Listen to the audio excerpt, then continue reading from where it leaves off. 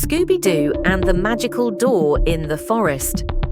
It was a crisp autumn morning when Mystery Inc. decided to take a break from solving mysteries. Shaggy and Scooby had convinced the gang to go on a nature hike in Whispering Pines Forest, promising it would be a day of relaxation. Little did they know, their peaceful outing would turn into an adventure like no other. As they wandered deeper into the forest, the sunlight filtered through the tall pine trees, casting dancing shadows on the ground. Isn't this just groovy?" Shaggy said, munching on a sandwich. Scooby wagged his tail and nodded, licking his lips. Relaxing." Velma adjusted her glasses and looked around. "This forest is known for its legends," she said. "People say strange things happen here." Fred, always the leader, grinned. "Well, as long as we don't stumble upon another haunted mansion, I'm fine with strange." It was Daphne who spotted it first. "Hey guys, look over there," she called, pointing to a cluster of thick vines hanging oddly from a tree. Behind the vines, barely visible, was a wooden door standing upright in the middle of the forest, without any walls or building to attach it to. "Zoinks! A door, just floating there. That's spooky," Shaggy exclaimed, backing away. Scooby hid behind him, trembling. No mysteries today." But Velma's curiosity got the better of her. She carefully pushed aside the vines. "It's not floating, it's standing on its own. Look at these carvings." The door was intricately engraved with swirling patterns and symbols that seemed to shimmer faintly in the sunlight. At the top was a golden plaque with the words, "Only the brave may enter." Fred stepped forward, inspecting it. "It could be some kind of ancient artifact or even a portal. We should check it out." Daphne nodded, her eyes sparkling with excitement.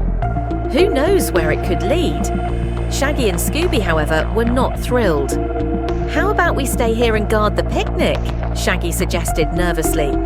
But before anyone could respond, the door creaked open, releasing a soft glow that spilled out onto the forest floor. Scooby let out a gulp. "Roo-row!"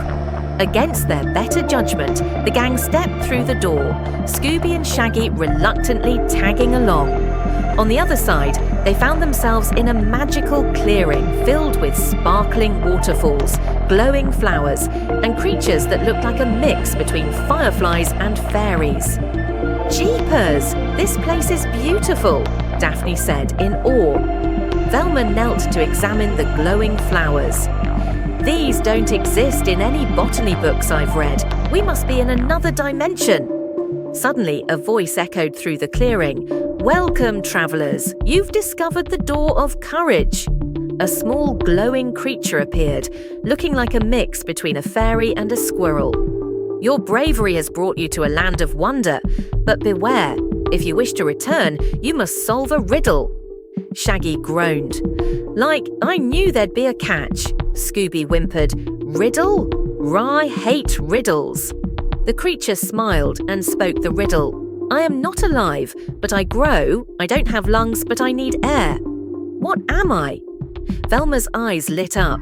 "It's fire. The answer is fire," she said confidently. The creature clapped its tiny hands. "Correct. You may now return. But remember, this door appears only to those who seek adventure with an open heart."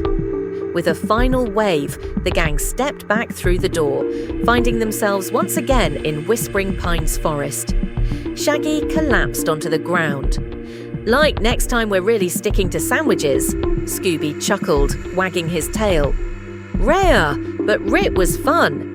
And with that, Mystery Inc. packed up their things, leaving behind the magical forest and a story they'd never forget.